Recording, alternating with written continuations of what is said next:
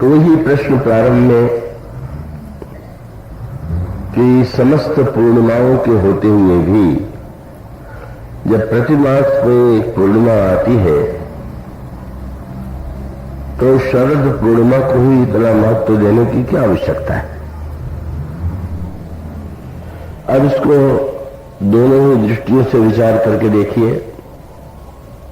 गोस्वामी जी ने शरद और चंद्रमा के माध्यम से अनेक महत्वपूर्ण संकेत और संदेश हम सबके लिए दिए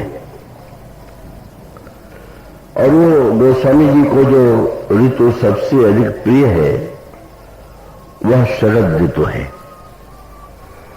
और इसका संकेत आपको एक कुछ पंक्तियों के द्वारा मिलेगा। प्रसंग बिल्कुल नया है इसलिए आप और भी उसे एकाग्रता से सुनेंगे। गोस्वामी जी ने नदियों के माध्यम से अनेक संकेत दिए हैं, संदेश दिए। जैसे वे कहते हैं कि भगवान की भक्ति गंगा है, कि कर्म की कथा सरयू है,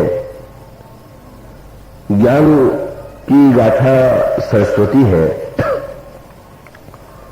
उसी संदर्भ में कहते हैं कि ये सरयू नदी जो है, सरयू के तट पर ही तो भगवान का प्राकट्य हुआ। श्री अवध की भूमि सरयू के तट पर ही तो है, तो उन्होंने सरयू नदी की भी एक भावमयी जो स्थिति का संकेत किया वो बड़े महत्व का है। जैसे प्रत्येक नदी का उद्गम होता है अलग अलग स्थानों पर, लेकिन उन उद्गमों के संदर्भ में जो बात है वो बड़ी सांकेतिक है। और वो संकेत यह है कि उन्होंने कहा कि जैसे जब नदी बहती है तो आप नदी की जो धारा है उसमें विचित्रता पाएंगे। कभी जल बहुत होगा, कभी जल कम होगा। ऋतुओं के परिवर्तन के क्रम से नदी का रूप जो है आपको बदला हुआ मिलेगा।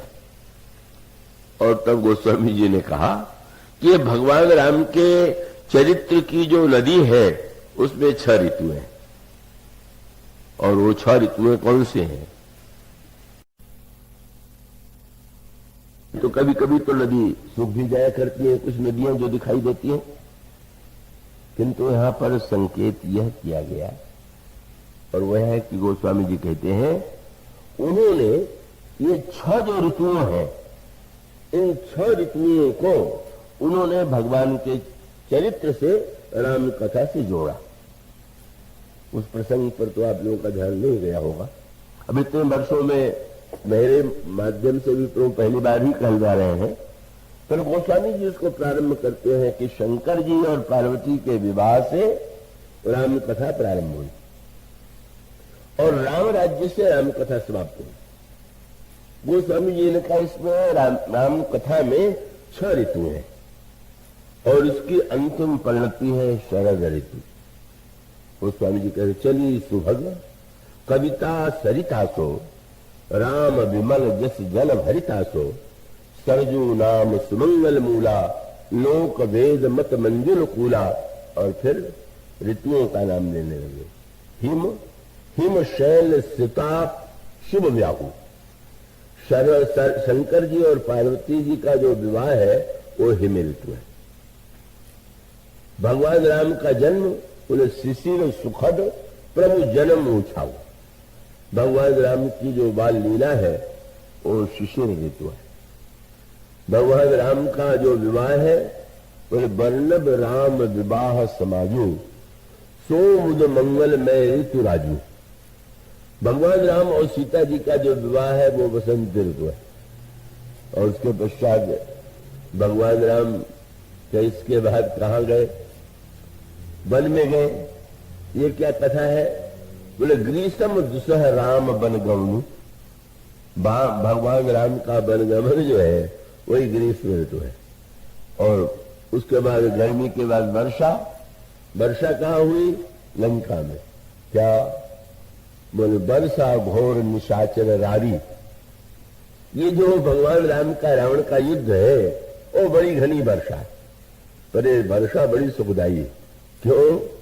बोले सुरकुल साली सुमंगलकारी।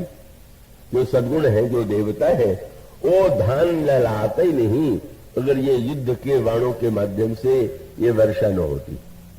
परंतु में गोस्वामी जी कहते हैं कि ये जो भगवान जब इन समस्त ऋतुओं के बाद रामराज्य की स्थापना को गोस्वामी जी कहते हैं विषव सुखद सोई शरद सुहावा।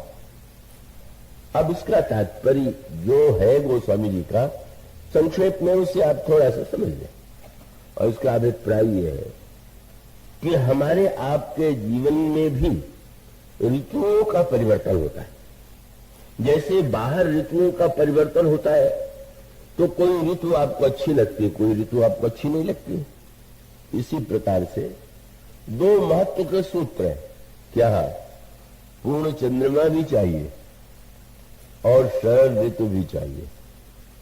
पर इस ऋतु परिवर्तन की प्रक्रिया को हम जीवन में कैसे दिशा दें कि अंतोगत्वा हमारे जीवन में शरद पूर्णिमा का आगमन हो, शरद पूर्णिमा का उदय हो। और शरद पूर्णिमा का उदय होने का अभिप्राय यह है कि उस राम कथा को हम अपने अंतर हृदय में इस रूप में प्रवाहित करें कि जो हमारे जीवन का, आपके जीवन की जो कभी मनुष्य के जीवन में अनुकूलता आती है, कभी प्रतिकूलता आती है, कभी बहुत अच्छा लगता है, कभी बड़ा बुरा लगता है, लेकिन बस इन ऋतुओं का जो सदुपयोग करना जान लेता है। और राम कथा में इसी का तो सदुपयोग है, राम कथा में इसी का तो आनंद है। और उस आनंद को गोस्वामी जी ने बड़ी सांकेतिक भाषा में प्रस्तुत किया।